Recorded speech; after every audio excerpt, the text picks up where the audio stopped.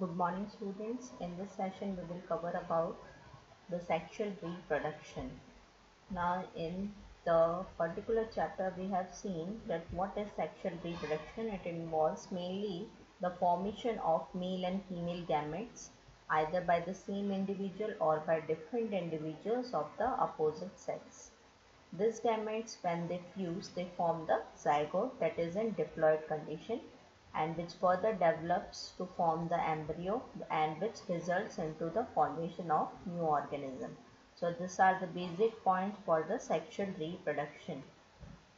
Now, reproduction in the flowering plants. There are three types of particular plants are there which complete their life cycle in different period. Suppose for first, that is annual plants, the plant which completes its life cycle within 1 year and then dies. Example, the peas is the best example for the annual kind of plants. Second, biennial, the plant which completes its biological life cycle in 2 years, means within the 2 years they can grow, they can flower, and then the aging process will be there and then the plant will die. So this they are completing their life cycle in 2 years. That's why they are known as biennial. Example is the onion. And third one, that is the perennial, the plant that lives for more than 2 years. Here in the first two we have seen the first one that they complete their life cycle in 1 year. Second, they complete their life cycle in 2 years. And perennial, those plants which complete their life cycle more than 2 years. Example are the banana and the mango. Now there are some exceptions related to the flowering plants are there. One of the exception is the bamboo species flower, which flower once in the lifetime and generally after a period of about 50 to 100 years, and they produce large number of fruits and then they die.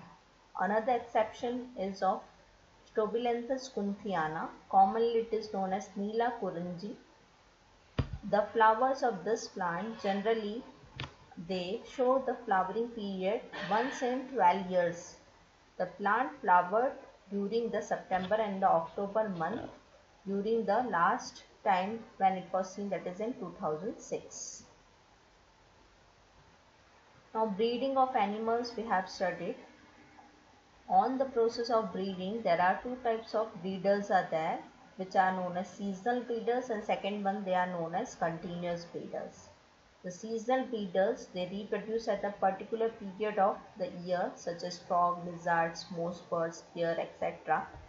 That is, they reproduce only in the specific season. That's why they are known as seasonal breeders. And next, they are known as the continuous breeders. These animals continue to breed throughout their sexual maturity. Examples are the honeybee, queen, poultry, rabbit, mice, cattle, etc. Now, which are the cyclic changes that takes place during the reproduction? So it is again divided into the oestrus cycle and the menstrual cycle. As we have studied, oestrus cycle, they are shown by the non-primate mammals. Examples are the cow, sheep, dog and tiger.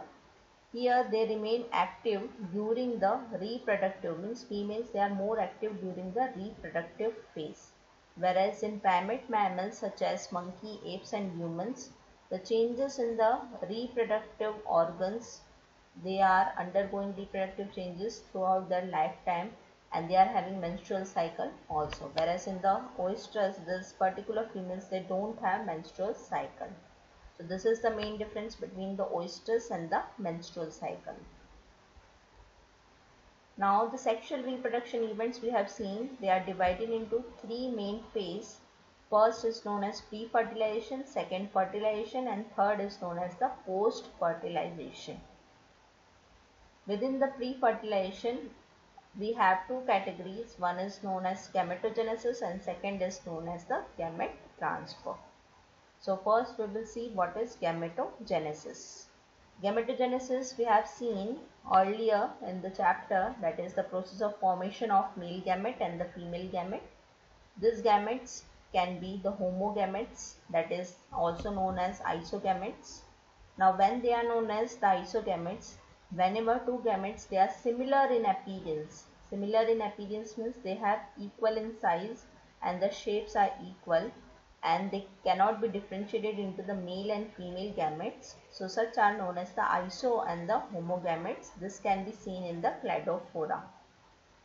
Second, heterogametes. Whenever two morphologically distinct gametes, two morphologically distinct means they are not equal in size and they are morphologically different, means shape also different.